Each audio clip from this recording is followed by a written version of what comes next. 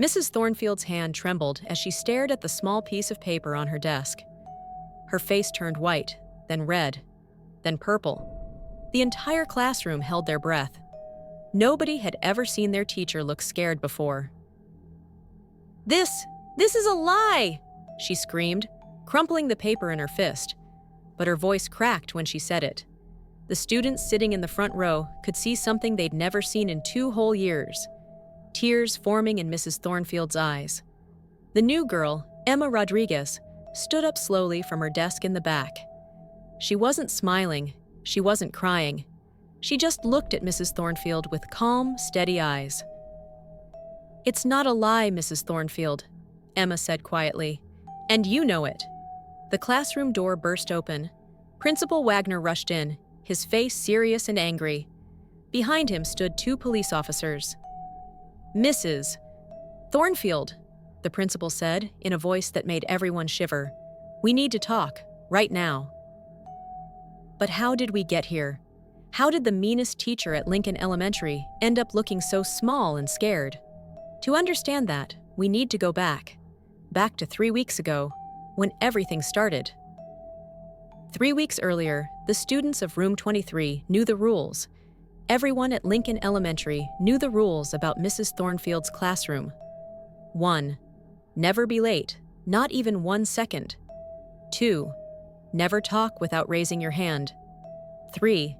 Never, ever make her angry. Mrs. Thornfield had taught 5th grade for 15 years. She was tall and thin, with sharp gray eyes that seemed to see everything. She wore her dark hair pulled back so tight it looked painful. Her long red fingernails clicked on desks when she walked around the room, checking homework. Click, click, click. That sound made students' hearts beat faster with fear. "Mathematics homework," Mrs. Thornfield said that Monday morning, her voice cold as ice. "Place it on your desks. Now." 24 students quickly put their papers out, but one desk stayed empty. Seat number 17. The new student hadn't arrived yet. Mrs. Thornfield smiled, but it wasn't a nice smile. "It seems we have a new student joining us today. Let's hope she learns our rules quickly." Click, click, click. Her nails tapped the empty desk. Just then, the door opened. A girl walked in. She had long dark hair in 2 braids and warm brown eyes. She wore jeans and a blue hoodie with a butterfly on it. "Sorry I'm late," the girl said. "I'm Emma Rodriguez. My family just moved here from Texas, and I got a little lost finding the classroom." She smiled. It was a friendly, open smile. Mrs. Thornfield did not smile back. "Late on your first day," Mrs. Thornfield said slowly, walking around Emma like a shark circling in water. "How disappointing. At Lincoln Elementary, we value punctuality. Since you don't seem to understand that, you'll spend recess standing in the corner, facing the wall." Emma's smile faded. "But I said I'm sorry. I was lost. It's a big school, and—" "Are you talking back to me?" Mrs. Thornfield's voice got very quiet. That was when she was most dangerous, when she got quiet. "Make it 2 recesses. Would you like to go for 3? Emma's jaw tightened, but she shook her head and walked to her seat. The other students looked at her with sympathy. They'd all been there before. Some of them still had to skip recess or lunch because of Mrs. Thornfield's punishments. Tyler Brooks, who sat next to Emma, whispered when Mrs. Thornfield turned to write on the board, "Don't worry, she's mean to everyone. We call her the Wicked Witch of Lincoln Elementary." Emma didn't laugh. She just watched Mrs. Thornfield with those steady brown eyes. The morning got worse. During math, Mrs. Thornfield called on a small boy named Jake Chen. Jake was shy and stuttered sometimes when he was nervous. "Jake," Mrs. Thornfield said loudly, "if a train leaves Chicago at 2 p.m., traveling at 60 miles per hour—" I don't," Jake started. "Speak clearly. I don't have all day." Don't know," Jake whispered, his face turning red. "Of course you don't," Mrs. Thornfield said cruelly. "Because you don't pay attention. Maybe if you spent less time daydreaming and more time studying, You wouldn't embarrass yourself." Jake's eyes filled with tears. Several students looked down at their desks, afraid they'd be next. But Emma raised her hand. "Yes?" Mrs. Thornfield snapped. "The answer is 240 miles, Emma said. "That's how far the train would go in 4 hours. But the question didn't finish. You didn't say when it arrives or where it's going, so Jake couldn't answer it because it wasn't a complete question." The classroom went completely silent. Mrs. Thornfield's face slowly turned red. "Excuse me?" "You stopped talking in the middle of the question," Emma said calmly. "It's not Jake's fault he couldn't answer. You didn't ask the whole question." Click, click, click. Mrs. Thornfield walked toward Emma's desk very slowly. "So, now you're an expert on teaching?" Mrs. Thornfield asked, her voice dripping with sarcasm. "After 1 hour in my classroom?" Emma looked right at her. "No, ma'am, but I am an expert on fairness, and that wasn't fair to Jake." The other students gasped. Nobody talked to Mrs. Thornfield like that. Nobody. "Lunch detention," Mrs. Thornfield said, her voice shaking with anger. "And 1 week of cleaning the classroom after school. Maybe that will teach you respect." Emma nodded slowly. "Okay," she said, but she didn't look scared. She looked thoughtful, like she was figuring something out. The rest of the day followed the same pattern. Mrs. Thornfield was cruel to students. Emma watched everything carefully. When Mrs. Thornfield made fun of Mia Johnson's drawing, calling it sloppy garbage, Emma whispered to Mia that her drawing was beautiful. When Mrs. Thornfield gave the class extra homework as punishment because someone coughed, Emma didn't complain like the others. She just wrote something in a small notebook. At lunch, Tyler sat with Emma during her detention. "You shouldn't stand up to her," Tyler said sadly. "It only makes things worse. My brother had her 3 years ago. He tried to tell the principal she was mean, but she said he was lying. She's been here forever. Everyone believes her, not us." Emma looked at Tyler seriously. "Has she ever hurt anyone? Like, physically?" Tyler shook his head. "No, she's too smart for that. She just makes you feel small, makes you feel stupid. My brother started getting stomach aches every morning. He didn't want to come to school. Mom had to take him to the doctor." Emma wrote more in her notebook. "What are you writing?" Tyler asked. "Notes," Emma said. "My dad always says, 'Emma, if something's wrong, you need evidence to prove it.' So I'm collecting evidence." "Evidence of what?" "That Mrs. Thornfield is a bully," Emma said firmly, "and bullies need to be stopped." The week got worse and worse. Mrs. Thornfield seemed to target Emma especially. Every day brought new punishments, new humiliations, new cruelties. But every day, Emma took more notes. She started asking other students questions during recess. "How long has she been like this? Did you ever tell your parents? What did she say to make you feel bad?"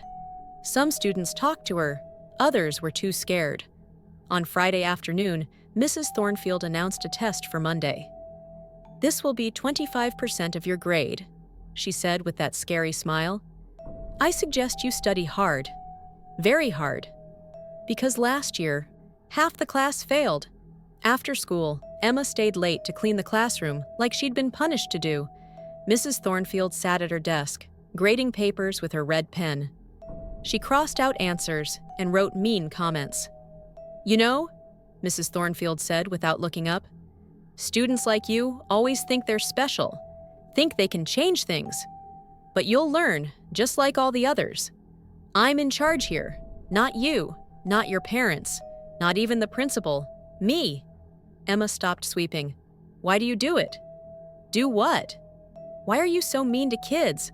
Don't you remember being a kid, being scared?" Mrs. Thornfield finally looked up. Her gray eyes were cold. "I'm not mean. I have high standards. If you children can't meet them, that's your failure, not mine." "No," Emma said quietly. "Being tough is okay, but you're not tough. You're cruel, and there's a difference." Mrs. Thornfield stood up fast, her chair scraping the floor loudly. "Get out, now, and don't come back Monday until you learn respect." Emma picked up her backpack. At the door, she turned back. "My dad is a lawyer," she said. "He taught me that everyone deserves respect, even kids, especially kids, because we can't always defend ourselves." "Is that a threat?" Mrs. Thornfield asked, her voice dangerous. "No, ma'am," Emma said. "It's just information." That weekend, Emma didn't rest. She made phone calls, she sent emails, she talked to her parents for hours. Her father, Mr. Rodriguez, listened carefully to everything she said. He looked at her notebook full of evidence. "Are you sure about this, Mika?" he asked seriously. "If we do this, there's no going back. Mrs. Thornfield will be very angry." "Dad," Emma said, 24 other kids are suffering. Jake cries before school. Mia draws sad pictures instead of happy ones. Tyler's brother stopped loving school because of her. Someone has to help them." Her mother hugged her. "You're very brave. But you know this won't be easy?" "I know," Emma said, "but right is right." Monday morning came. Emma walked into room 23, carrying a folder. A thick folder. Mrs. Thornfield looked at her with cold eyes. "I hope you learned your lesson over the weekend about respect." "I did learn something," Emma said. She walked to Mrs. Thornfield's desk and placed the folder down. "I learned that teachers are supposed to be reported when they bully students." Mrs. Thornfield laughed. A mean, sharp laugh. "Reported? By who?" "You." "By me." "And by 15 other students who wrote statements about how you treated them, and by their parents." Mrs. Thornfield's smile disappeared. She opened the folder. Inside were pages and pages. Statements from students, emails from parents, photos of mean comments written on homework. A recording. Emma had recorded Mrs. Thornfield last week when she called Jake stupid and Mia's work garbage. Mrs. Thornfield's hand started to shake. This is a lie!" she screamed. Emma stood up from her desk. "It's not a lie, Mrs. Thornfield, and you know it." The classroom door burst open. Principal Wagner rushed in, his face serious and angry. Behind him stood 2 people in suits, school district officials, and Principal Wagner stood in the doorway, and behind him were 2 women in suits. But that wasn't all. Behind them stood more parents. Emma recognized Tyler's mom, Jake's dad, and at least 6 other parents from the class. And in the back, standing tall and calm, was Emma's father, Mr. Rodriguez. "Mrs. Thornfield," Principal Wagner said, his voice shaking slightly. "These are representatives from the school district's Office of Professional Conduct. They need to speak with you, immediately." Mrs. Thornfield's face went through so many colors: white, red, purple, then white again. She looked at Emma, then at the folder on her desk, then at all the people at the door. "This is ridiculous," she said, but her voice didn't sound strong anymore. It sounded scared. "I've taught here for 15 years. You can't just barge into my classroom." "Actually, we can," said one of the women in a suit. She was tall with short blonde hair and glasses. "I'm Dr. Patricia Hayes from the district office. We received a formal complaint on Friday afternoon. Multiple complaints, actually, from parents, students, and..." She looked at Emma's father, "an attorney representing several families." Mr. Rodriguez stepped forward. He looked kind, but his voice was firm. "I filed an official report documenting a pattern of emotional abuse and bullying behavior. My daughter collected evidence, and other families came forward when they heard someone was finally taking action." Mrs. Thornfield grabbed the folder and held it against her chest. These children are lying. They're making things up because they don't like discipline." "Then you won't mind if we investigate," said the other woman in a suit. She had dark skin and kind eyes, but her voice was serious. "I'm Ms. Lauren Williams, also from the district office.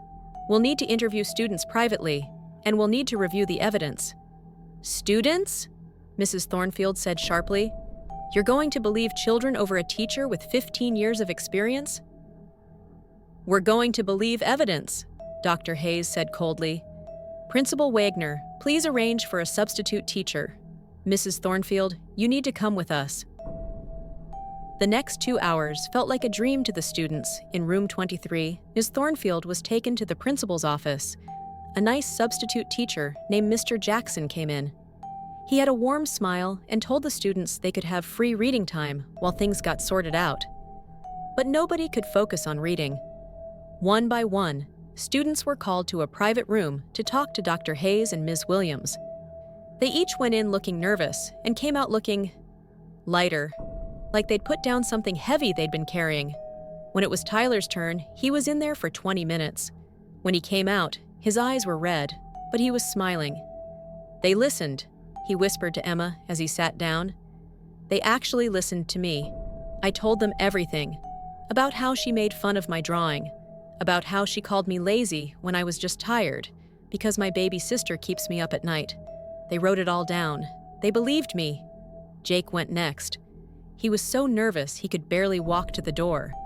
But Ms. Williams came out personally to get him, and she bent down to his level. Jake, she said gently, you're not in trouble. We just want to hear your story, and if you stutter, that's okay. Take all the time you need. Jake nodded and went in. Emma was called last. In the room, Dr. Hayes and Ms. Williams sat across from her. They didn't look scary. They looked concerned. Emma, Dr. Hayes said, what you did was very brave. Most students, most adults even, wouldn't stand up to a teacher like this. Someone had to, Emma said simply. She was hurting people. Can you tell us why you started collecting evidence? Ms. Williams asked. Emma thought carefully. My dad always taught me that feelings matter, but facts matter more when you need to prove something. I knew Mrs. Thornfield was wrong, but knowing isn't enough. I needed to show it. Tell us about the recording, Dr. Hayes said, pulling out a small device. When did you make this? Last Friday, Emma said. During my punishment cleaning, she was grading papers and saying mean things about students' work. She called Jake's math test pathetic and laughed. She wrote, "Are you even trying?" on Mia's essay. I recorded it on my phone. Ms. Williams shook her head sadly. Did your parents know you were recording? Not at first, Emma admitted. But when I showed them everything over the weekend, Dad said it was legal because I was protecting myself and other students from harm. He's a lawyer, so he knows about these things. Your father is right, Dr. Hayes said. And this recording, combined with all the written statements and photos of graded work with cruel comments.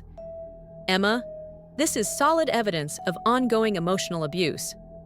Emma felt her chest get tight. So, you believe us? You believe it's not just kids complaining about a strict teacher? We absolutely believe you, Ms. Williams said firmly. There's a difference between being strict and being cruel. A good teacher pushes students to do better. A bully tears students down to make themselves feel powerful. Mrs. Thornfield is a bully. At lunch, the cafeteria was buzzing with whispers. I heard Mrs. Thornfield is getting fired. My mom said she might get arrested. No way. Teachers can't get arrested for being mean. Emma sat with Tyler, Jake, Mia, and several other students from room 23. They all looked nervous but hopeful. What do you think will happen? Mia asked quietly. I don't know, Emma said honestly, but at least someone's finally listening to us. Tyler's mom came over to their table. Her eyes were wet with tears, but she was smiling. Emma, she said, pulling Emma into a hug. Thank you. Tyler told me what you did. I knew something was wrong. He stopped wanting to come to school. He started saying he was stupid. But when I talked to Mrs. Thornfield about it, she made me feel stupid too. She said I was coddling him. I thought maybe she was right. Maybe I was being too soft. You weren't being soft, Emma said. You were being a good mom. She was being a bad teacher. More parents came over. Jake's dad, Mia's mom, other parents Emma had never met. They all thanked her. Some were crying. Some were angry they hadn't noticed sooner. But all of them were grateful someone had finally done something. After lunch, Principal Wagner made an announcement over the loudspeaker. "Attention, Lincoln Elementary. Mrs. Thornfield will not be returning to her classroom while the district completes its investigation. Mr. Jackson will be the substitute teacher for Room 23 until further notice." The students in Room 23 looked at each other. Some smiled. Some looked shocked. Emma just felt relieved. But the day wasn't over yet. At 2:30 p.m., just before dismissal, the classroom door opened. Mrs. Thornfield stood there. The whole class froze. She wasn't supposed to be there. She'd been told to leave the building. But there she was, her hair messy, her eyes wild and red from crying, her hands shaking. Mr. Jackson stood up immediately. "Mrs. Thornfield, you need to leave. You were instructed." "I just want to talk to them," Mrs. Thornfield said, her voice breaking. "Please, just let me talk to my students." "They're not your students anymore," Mr. Jackson said firmly, but gently. "Please leave, or I'll have to call security." But Mrs. Thornfield didn't leave. She looked at the class, and for the first time ever, she didn't look scary. She looked broken. "I didn't mean to hurt you," she said, tears streaming down her face. I wanted you to be strong. The world is hard. I thought I was preparing you." "You weren't preparing us," Emma said, standing up. Her voice wasn't mean, but it was strong. "You were hurting us. There's a difference." Mrs. Thornfield looked at Emma. "You ruined my life. I've given 15 years to this school. 15 years. And now they're saying I might lose my teaching license, that I might never teach again." "You did that to yourself," Emma said quietly. "I just showed people what you were doing." Mrs. Thornfield's face changed. The sadness disappeared. Anger took its place. "You're just a child," she hissed. "A child who thinks she knows everything. You have no idea what you've done. No idea what—" The door burst open again. Principal Wagner rushed in with a security guard. "Mrs. Thornfield, you were explicitly told to leave school property. This is now trespassing." Mrs. Thornfield looked around wildly. "They're lying, all of them. They're just children. Why does everyone believe children over me?" Dr. Hayes appeared behind the principal. Her face was stern. "Because children deserve to be believed, Mrs. Thornfield. And because we have evidence, substantial evidence, including this." She held up a file folder. "We checked your computer. We found emails, dozens of them, from parents over the years, complaining about your treatment of their children. The school never followed up, but more than that." Dr. Hayes looked sad now. "We found your personal files, diaries, notes about students, calling them names, planning ways to break students who challenged you, and we found communication with teachers at your previous school. Mrs. Thornfield, you were asked to resign from your last position 5 years ago for the exact same behavior." The classroom went completely silent. "You've done this before?" Emma whispered. Mrs. Thornfield's face went white as a ghost. "That was different," she stammered. They didn't understand." "They understood perfectly," Dr. Hayes said, "and they documented it. But instead of facing consequences, you were allowed to quietly resign and get a job here. That ends today." Mrs. Thornfield looked at Emma one last time. Her eyes were full of hatred now, not sadness. "This isn't over," she said in a low, threatening voice. "You think you've won? You're just a child. Children don't win. You'll see. That's enough," Principal Wagner said sharply. "Security, please escort Mrs. Thornfield from the building. If she returns, call the police." As the security guard led Mrs. Thornfield away, she kept looking back at Emma. And her final words, whispered but heard by everyone in the quiet classroom, sent chills down everyone's spines. "You'll regret this, Emma Rodriguez. Mark my words. You'll regret the day you crossed me." The door closed behind her. Emma sat down slowly, her legs shaking. Tyler touched her arm. "Are you okay?" Emma wasn't sure. She'd done the right thing. She knew she had. But Mrs. Thornfield's last words, the look in her eyes. For the first time since this all started, Emma felt truly scared. What if Mrs. Thornfield came back?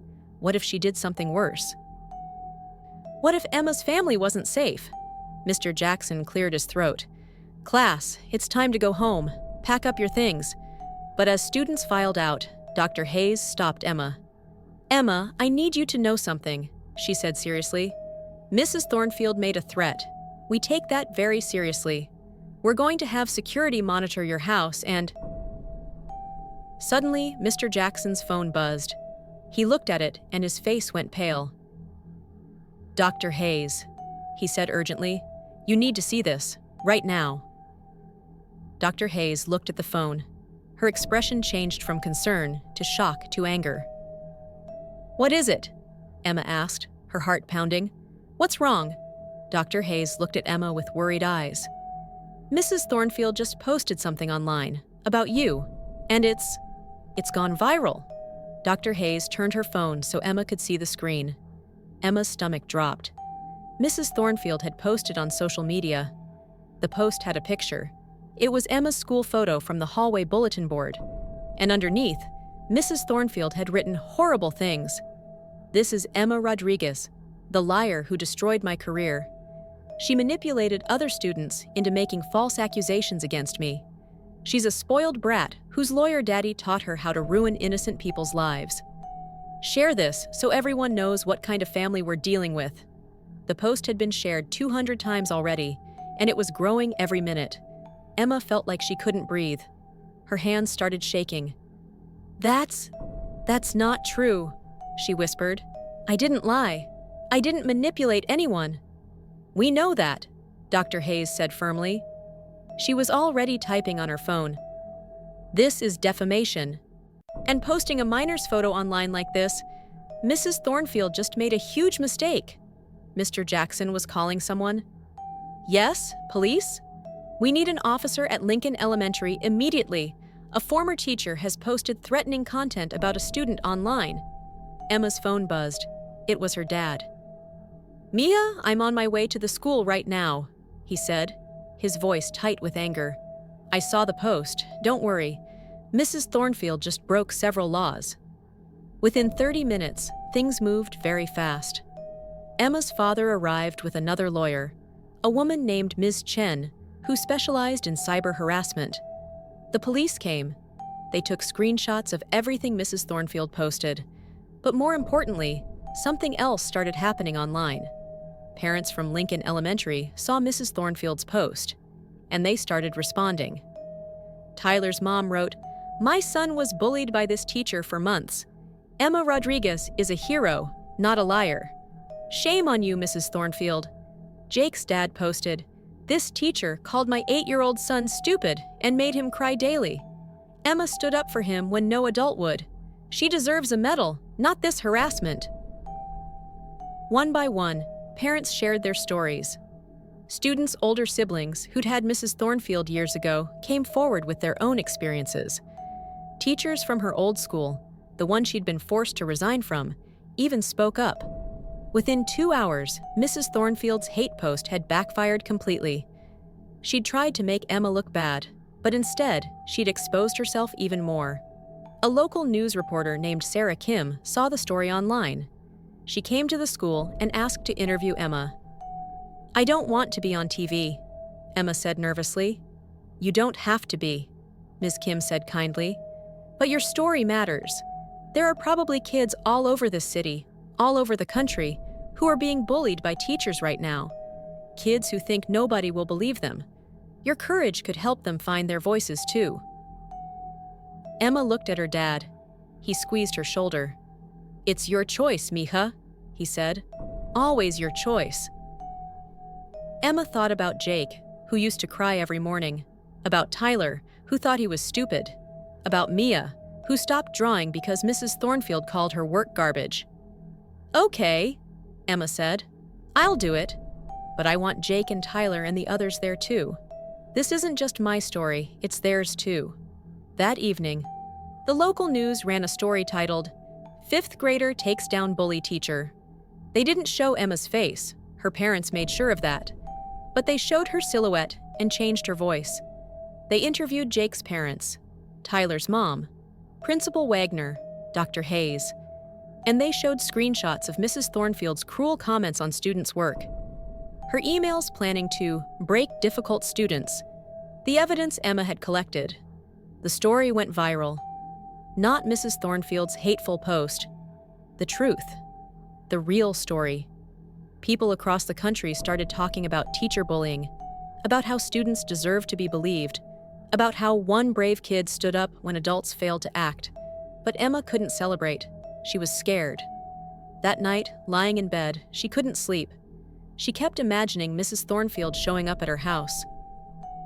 Kept seeing those angry eyes, hearing that threatening voice. "You'll regret this." Her dad knocked softly and came in. "Can't sleep?" he asked. Emma shook her head. "Dad, what if she comes here? What if she hurts us?" Mr. Rodriguez sat on the edge of her bed. "Mija, I need to tell you something. The police arrested Mrs. Thornfield 2 hours ago." Emma sat up fast. "What? Posting your photo online like that, with those false accusations, that's illegal. It's called cyber harassment and defamation of a minor."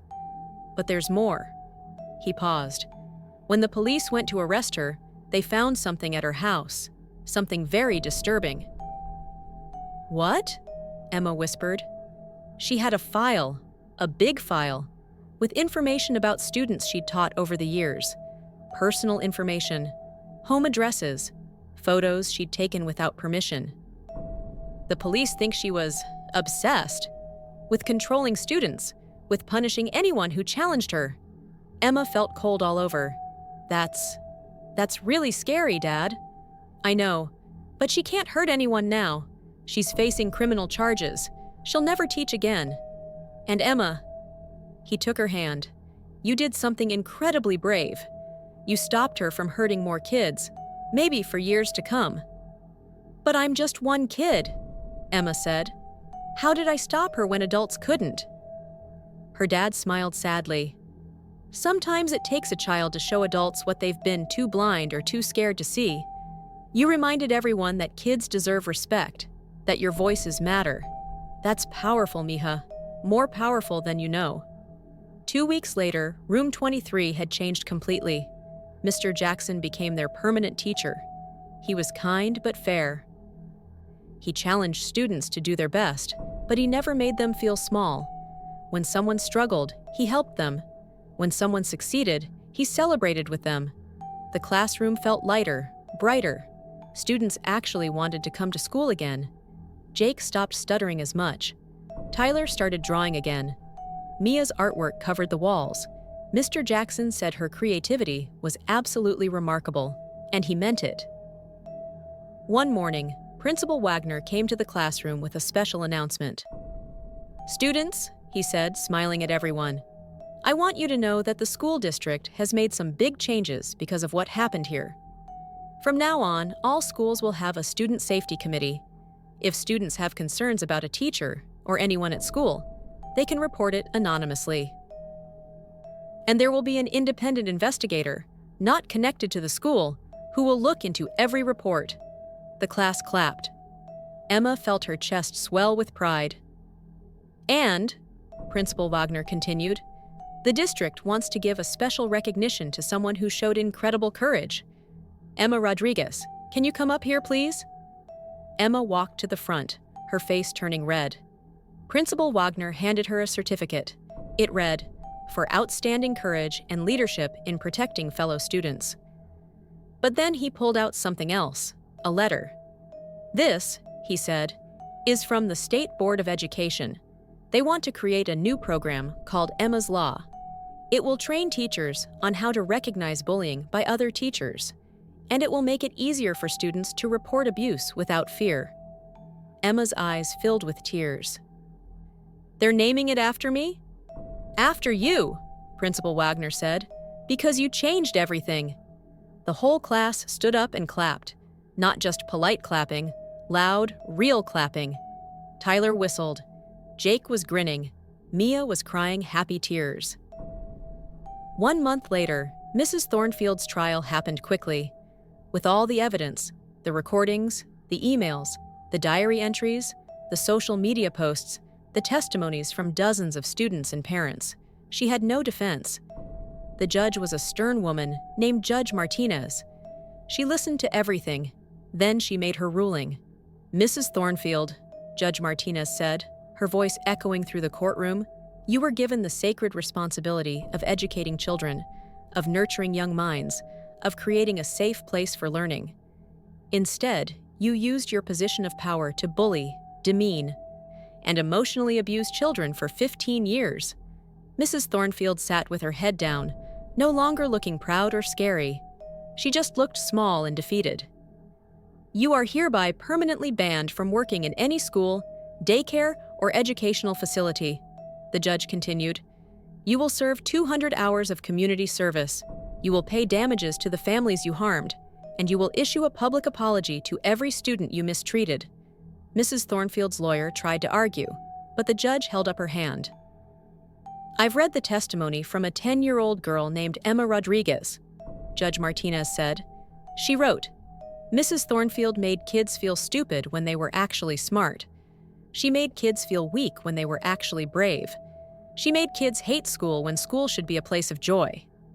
Emma is right. And Mrs. Thornfield, you met your match in that little girl.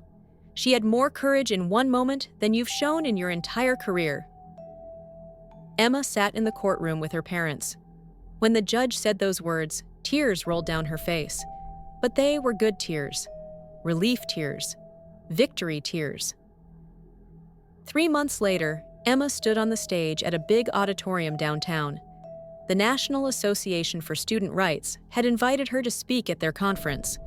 Looking out at hundreds of people, teachers, principals, parents, students, Emma felt nervous. But then she saw Jake in the audience, giving her a thumbs up. Tyler was there too, grinning. Mia waved. Emma took a deep breath and began. "My name is Emma Rodriguez.